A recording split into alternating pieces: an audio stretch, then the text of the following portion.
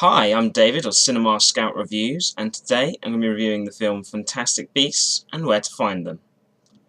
Fantastic Beasts is the latest offering from J.K. Rowling's Wizarding universe. Unlike previous films, it's not based around Harry Potter. In fact, it's set 70 years pre to Harry Potter, and it's kind of like a prequel film about the Wizarding universe, not actually related to Harry, but in the same world. And it's actually quite an interesting take on it. It starts in New York City, 70 years before Harry Potter. The film is based around the character Newt Scamander, a wizard who travels around finding animals that people think are dangerous and showing us that they're really misunderstood. He does this by learning how to care for and get along with these creatures, with the hope of one day showing the magical community that there is nothing to be afraid of. Newt keeps these animals in his case, and when he's on a visit to New York, he accidentally gets his case swapped with that of a muggle, or nomad as we find out they're called in America in this film, who then accidentally lets the creatures out. Newt, then with the assistance of the muggle, or nomad, starts to go around New York recapturing his animals whilst trying to prevent anyone else from finding out about them. Where is this man?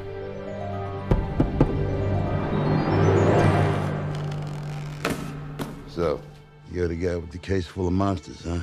Whose travels first? Mr. Scamander, do you know anything about the wizarding community in America? We don't let things loose. Hey, Mr. English guy! I think your egg is hatching!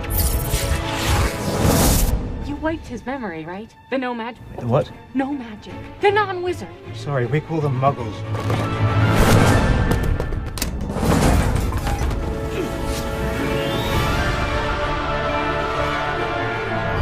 I don't think I'm dreaming.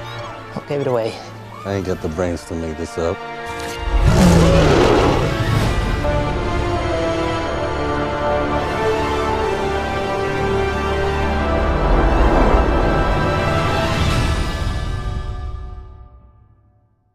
Now, I didn't really know what to expect going into this film. I'm a big fan of the Harry Potter series, but I'm always very dubious of spin-offs, as the majority of the time they don't turn out very well. But I'm happy to report, on this occasion at the very least, J.K. Rowling has done a fantastic job with this film, and I very thoroughly enjoyed it. There's nothing much more to say than that.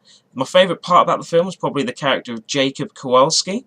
He's the comic relief in the film. He's a muggle who only really wants to set up a bakery, but ends up being brought along for the ride when he's accidentally opens Newt's case, having mistaken it for his own.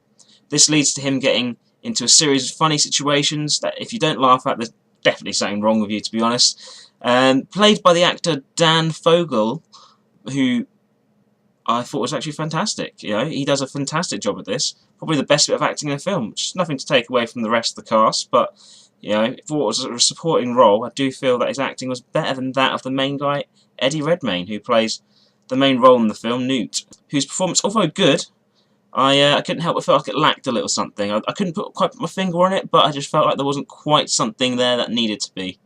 Nonetheless, I don't feel this took away anything from what was a fantastic film and an amazing return to J.K. Rowling's Wizarding World.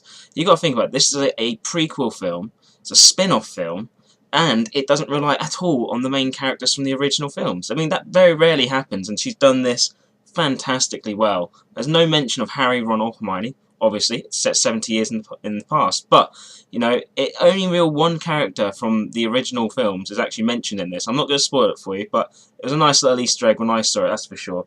I think J.K. Rowling is now planning on making 5 of these in total. I'm looking forward to all of them. I'm hoping they're all going to be as fantastic as this, and I really hope that she ends it with the rise of Lord Voldemort and going into the Harry Potter films. I think if she does that, it'll work out fantastically well, and I really hope that's the way it goes to this. I really enjoyed this. I'm going to give it an 8 out of 10. It's a fantastic film. I hope you enjoy it as well. I've been David. Thanks for watching.